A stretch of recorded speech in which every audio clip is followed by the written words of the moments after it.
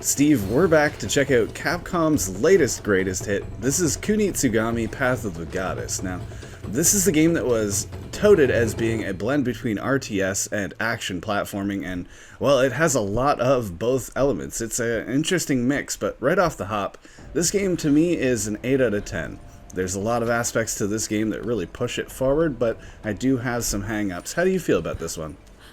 Do you know what? When I fired this up, I'm having a lot of fun in this as well. I've probably not put as many hours in. I'm putting about 5 hours into this game. So I'm reviewing on my experience. And I'm giving this, from my experience, a 7.5 out of 10. I have to say, starting off, visually, it is third person. It is kind of top down, but you can move the camera angle around. And I have to say, the detail on the characters and the backdrop and the actual playing field, I thought was quite impressive. So visually, I thought it looks really, really good. And like you said, it is actual movement as well, real-time playtime, but also strategic as well, because you do have your team or your crew to position them to fight off the enemies. And the idea is protecting the goddess is creating a path to clear the way for her to move forward.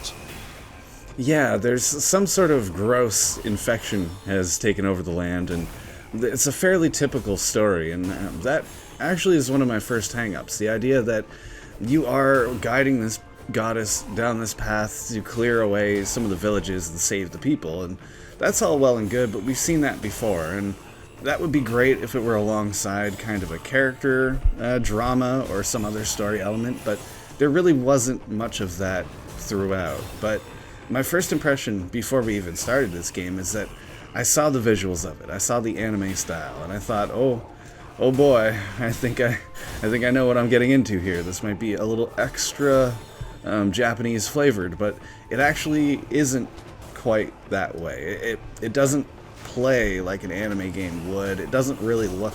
There's no really high-pitched voices or anything like that. So that was quite pleasant to me, because that first impression wasn't really how I really feel about this game. How I feel about this game now, having played some of that strategic combat, is that this has a lot more difficulty to it than I first imagined. Again, this game is a lot about almost a second impression is where you really get the right idea of it, because when you start playing this game, it's kind of introduced slowly. The tactical elements, you're positioning different characters and you're choosing their roles, whether you want an archer, a spearman, an axeman, that kind of thing. And you're positioning them in a little bit of a pause menu almost, and then they move and they go and do their commands, but then you're just doing that to kind of protect the goddess, and it's not very difficult.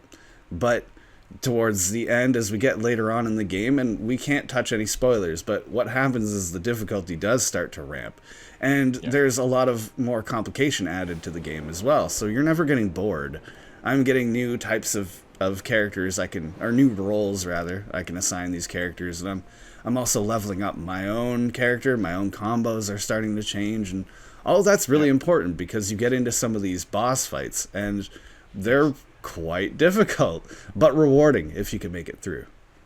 Oh, definitely. And I do also like the idea as well, like you were saying, is you set up your defenses, and that is done during the daytime, because you have the daytime and nighttime where you can actually fast forward time to speed things up.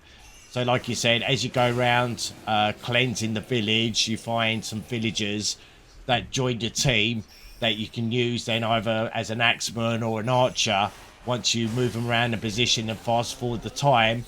And then once the terry gates open up and the hordes of enemies start coming through, then that's where it goes really quickly, because you can still actually command the characters while you're fighting as well.